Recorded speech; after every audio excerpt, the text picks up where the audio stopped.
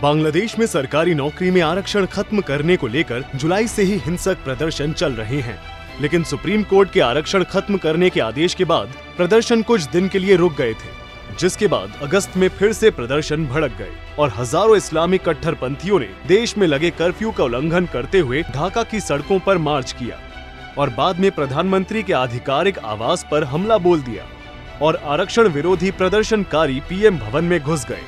प्रदर्शनकारी प्रधानमंत्री आवास में हुड़दंग करते नजर आए। प्रदर्शनकारी देश के पहले प्रधानमंत्री और शेख हसीना के पिता मुजीबुर रहमान की प्रतिमा पर चढ़कर हथौड़े चलाते नजर आए। शेख हसीना की ओर से लिए गए एक फैसले की वजह से उन्हें अपने ही देश को छोड़ना पड़ा।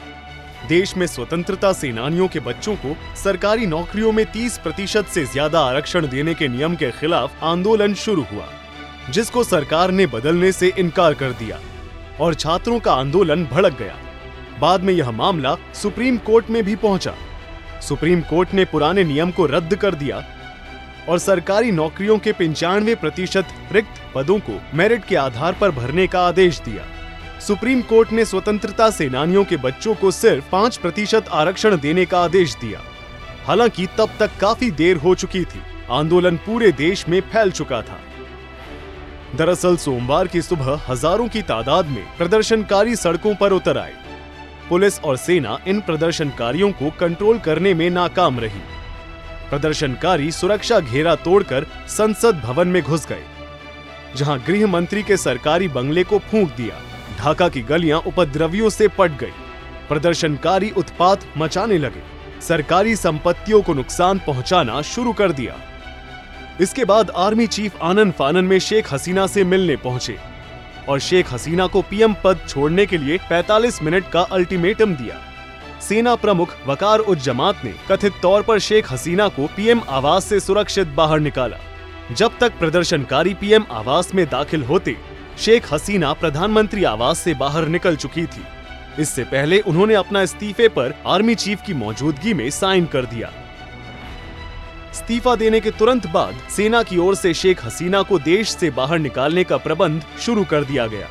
एक विशेष एयरक्राफ्ट की भी व्यवस्था की गई, जिससे शेख हसीना और उनकी बहन ढाका से रवाना हुई।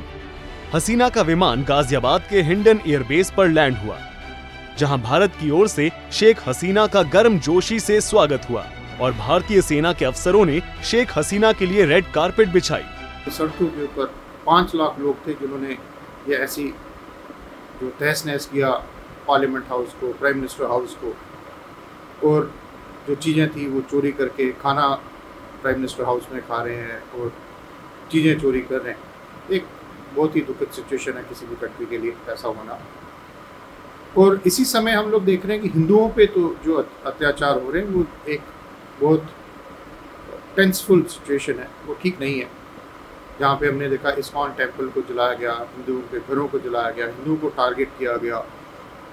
तो ये एक सिचुएशन ऐसा कुंभ में नहीं होता, ये एक सोची समझी चाल होती है, उसमें ऐसी सिचुएशन में किया जाता है। और हम ये देख रहे हैं कि जमात इस्लामी जो कट्टरपंथी वामपंथ है या इसमें जो ऑर्गेनाइज्ड है, जिन्होंने ये किया सारा, तो ये अनएम्प्लॉयड यूथ नहीं थे, ये पाकिस्तान और चाइना के फंडेड लोग हैं और इन्होंने इस प्रकार की जो हरकत कर रहे हैं वहाँ पे, वो ठीक नहीं है। हालांकि ये पहली बार नहीं है जब शेख हसीना को संकट के समय भारत में शरण लेनी पड़ी है। इसके पहले भी 1975 में पिता की हत्या के बाद भी वे कुछ समय के लिए भारत में ही रही थी। अब एक बार फिर उन्होंने अपने जीवन और भविष्य की राजनीतिक गतिविधियों को सुरक्षित रखने के लिए भारत का रुख किया है। अब ये देखना बाकी है कि बांग्लादेश में इस तख्ता पलट के बाद क्या राजनीतिक परिदृश्य उभरता है। सूर्या समाचार के लिए ब्यूरो रिपोर्ट।